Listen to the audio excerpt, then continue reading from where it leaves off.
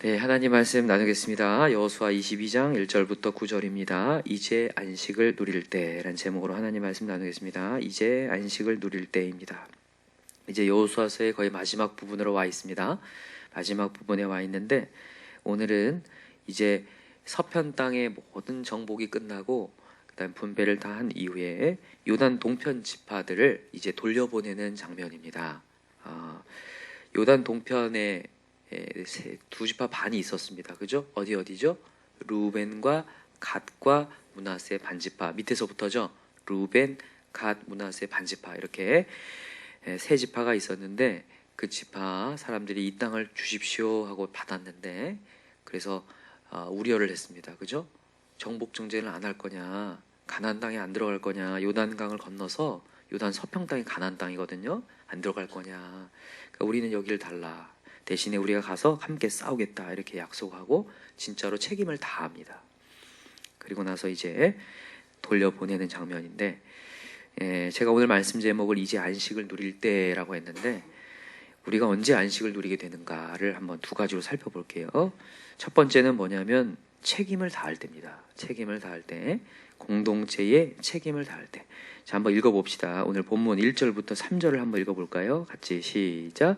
그때 여호수아가 르우벤 사람과 갓 사람과 므낫세 반지파를 불러서 그들에게 이르되 여호와의 종 모세가 너희에게 명령한 것을 너희가 다 지키며 또 내가 너희에게 명령한 모든 일에 너희가 내 말을 순종하여 오늘까지 날이 오래도록 너희가 너희 형제를 떠나지 아니하고 오직 너희 하나님 여호와께서 명령하신 그 책임을 지키도다. 자, 책임에다 동그라미 해놓고 그 다음에 형제에다가 동그라미 해놓으세요. 3절에 나오죠. 형제를 떠나지 아니하고. 공동체에 대한 책임을 다할 때 안식이 있다라는 거예요. 공동체. 여러분 하나님은 여러분이 66권에 보면서 하나님의 성격을 잘 파악을 하셔야 돼요. 그래야 복을 받습니다. 근데 하나님의 성격이 어떠냐면 공동체를 위해서 희생하는 것을 기뻐하실까요? 싫어하실까요? 아니 좋아하시죠? 죄송합니다. 정신이 없네요. 새벽이라. 좋아하셔요. 하나님이 공동체를 위해서 뛰는 거, 희생하는 거 기뻐하시죠. 하나님이 예전에 제가 싫어하는 단어가 있다고 했어요. 누구를 위하여? 자를 위하여. 자기를 위하여. 자기 것 챙기기에 바쁜 인생. 인간의 본능이에요. 이게 죄성이거든요. 인간이 자기 것 챙기기에 바빠요.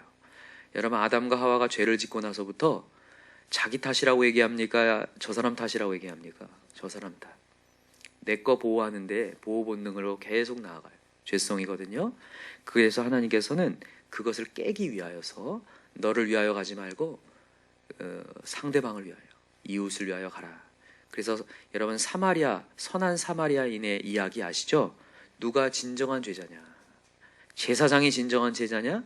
레위 지파가 진정한 제자냐? 사마리아인이라 할지라도 당시에 유대인들이 가장 혐오했던 사마리아인이라 할지라도 그 이웃이 어려울 때에 도와주는 자, 그가 진정한 이웃이다. 이게 얘기하셔요. 맞습니까? 학개서에도 나옵니다. 공동체가 어려움에 닥쳐요. 근데 너희들은 교회와 성전은 판벽한 집에 살고 있는데, 다 무너져가는 집에 살고 있는데 너희들의 집만 풍요롭게 풍성하게 견고하게 지을 것이냐. 너희들의 그런 모습들을 좋지 않게 보겠다는 게 하나님의 메시지였어요. 그래서 여러분과 제가 오늘도 하나님께서 공동체를 희생하고 섬기는 것을 사랑하신다는 것을 여러분 깨닫길 바랍니다. 근데 정말 그런 것 같아요. 요즘의 시대가 개인주의 시대잖아요. 자기 것 챙기기에 바쁜 시대거든요. 근데 이런 인생이 정말 평안한가? 아니에요. 윤택하지 않습니다. 면밀히 따지고 들어가면 자기를 위한 혈안되어 있는 인생이 윤택하지 않음을 봐요. 불안해요. 한번 우리의 과거를 봅시다. 우리의 과거를. 우리가 교회 생활, 신앙 생활이 공동체 생활이거든요. 공동체 생활하기 전에 우리의 모습을 보세요. 다 내 것 챙기기예요. 내 가족 챙기기고. 근데 그때가 여러분 행복합니까? 아니에요. 불안해요. 계속된 불안함이에요. 또다시 누가 내 거를 뺏지 않을까? 계속해서 이해 다툼 속에서 계속 살거든요. 그러나 우리가 내어줄 때에 그때부터 우리의 삶이 윤택해져요. 여러분 아시겠지만 내가 별로 못해도 어떤 사람이 누군가를 위해서 희생하고 따르는 그 모습을 보면 그게 아름답습니까? 아름답지 않습니까? 아름다워요. 이제 아름다운 사회가 되려면 그 사람의 모습을 보면서 아름다워할 것이 아니라 그 모습이 내가 돼야 돼요. 그때 사회는 아름다워지고 우리 교회가 아름다워질 줄 믿습니다. 너무 감사한 건 뭐냐면 하나님께서 교회라는 공동체를 만드셨다는 게 감사해요. 그죠? 이 교회는 하나님 만드셨죠. 예수님이 뭐로 사신 겁니까? 피값이요, 피. 너무 놀라운 거예요. 얼만큼 하나님께서 교회를 사랑하지 피값으로 샀어요. 귀한 공동체거든요. 너무 안타까운데 이 교회라는 공동체를 귀하게 여기지 않은 분들이 많아요. 스스로 혼자서 신앙생활 하겠다고. 여러분, 혼자서 신앙생활 하는 것은 신앙생활이 아닙니다. 신앙생활이 아니에요. 66권의 메시지를 보시라니까요. 공동체 의식을 갖지 않으면 더 이상 신앙생활이라 볼 수 없습니다. 함께 지어져 가느니라 그랬거든요. 함께 지어져 간다.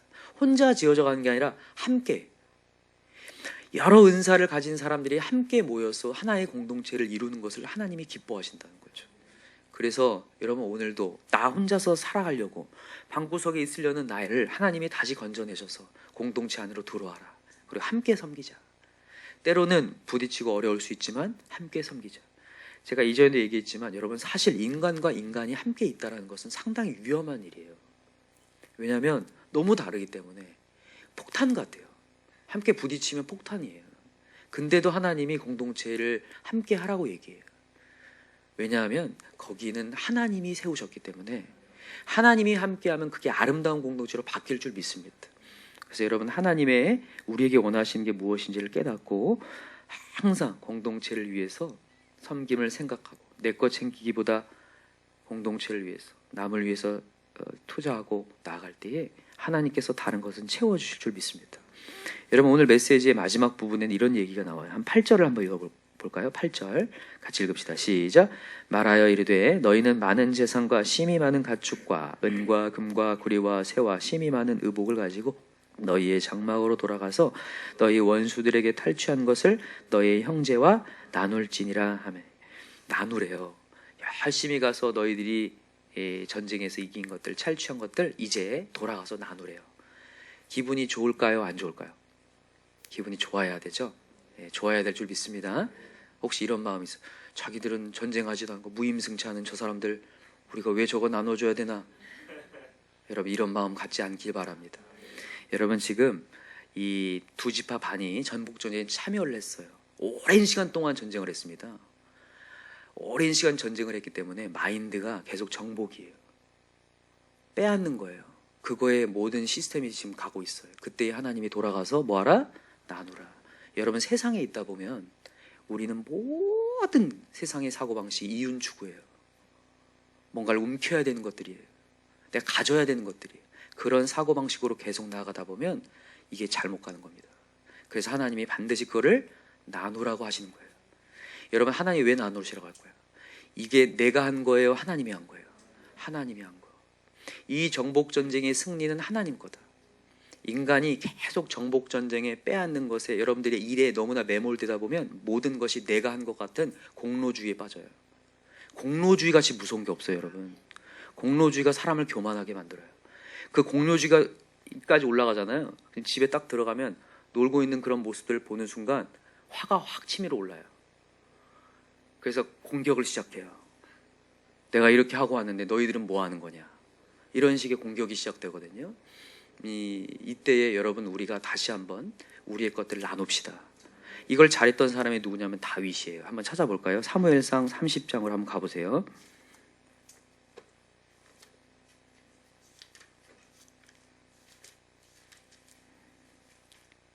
이 다윗이 자기의 사람들과 아말렉을 치는 장면이 이제 사무엘상 30장에 등장을 하는데, 이때에 함께 가서 전쟁을 하자고 얘기했을 때에 우리는 못 가겠다고 하는 사람들이 있었어요. 여러 이유가 있겠죠. 그때 이제 전쟁에 승리하고 와서 많은 탈취물들을 얻게 되었습니다. 그때에 자, 한번 보세요. 자, 22절을 한번 읽어봅시다. 30장 22절. 전리품들을 많이 얻어서 이제 오는데, 자, 22절에 30장 22절, 사무엘상 30장 22절 시작. 다윗과 함께 갔던 자들 가운데 악한 자와 불량배들이 다 이르되 그들이 우리와 함께 가지 아니하였은즉 우리가 도로 찾은 물건은 무엇이든지 그들에게 주지 말고 각자의 처자만 데리고 떠나가게 하라 하는지라. 처자가 그때 빼앗겼었는데 처자를 다 데리고 오고 탈취물들까지 얻었는데 함께 함께 이 전쟁에 참여하지 않은 사람들에게는 처자만 주고 물건은 나누지 말자라고 누가 얘기한 거예요? 다윗이 얘기한 거예요? 다윗과 함께한 사람이 얘기한 거예요? 함께한 사람들. 그때 다윗이 이런 얘기를 합니다. 23절 시작. 다윗이 이르되 나의 형제들아 여호와께서 우리를 보호하시고 우리를 치러 온 그들을 우리 손에 넘기셨은즉 그가 우리에게 주신 것을 너희가 이같이 못하리라. 아멘. 여러분 이게 다윗의 마인드고 이게 하나님의 마인드입니다. 그래서 다윗은 하나님의 합한 자인 거예요. 자기가 전쟁에 승리했지만 공로주의가 있어요 없어요? 없습니다. 이 전쟁은 누가 하신 거예요? 하나님이 하신 거예요. 다윗의 일관성을 볼 수 있어요. 다윗은 골리앗 앞에서도 이렇게 얘기하거든요. 전쟁은 누구한테 속했다? 하나님께 속했다. 사실 다윗이 물맷돌을 던져가지고 골리앗 죽인 거잖아요. 근데 이 모든 것은 하나님이 하셨다는 거예요. 믿으시나요? 여러분이 오늘도 열심히 일하시지만 여러분 하나님이 허락했기 때문에 우리가 일할 수 있는 겁니다. 일할 수 있는 실력도 줬고 일할 장소도 줬어요. 일감도 줬습니다. 많은 공장들이 문을 닫고 있는 이 시대에 맞습니까?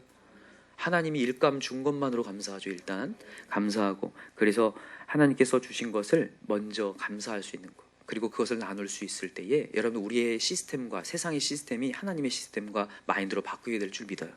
그래서 오늘도 이 말씀이 있음이 너무 감사합니다. 너무 감사하고 아까 전에 우리 선생님의 큐티를 보면서도 이 큐티가 있음이 너무 감사한 것 같아요. 다시 소생하신다고 했는데 여러분 하나님께서 이 지파에게 이렇게 당부의 메시지를 준다는 게 너무 감사하죠. 자, 두 번째입니다. 두 번째는 이제 안식을 언제 계속 누리게 되냐면 여기 이제 오늘 본문으로 돌아와 보세요. 본문 돌아오면 자 이제 4절부터 한번 읽어봅시다. 4절 5절 4절 5절 시작.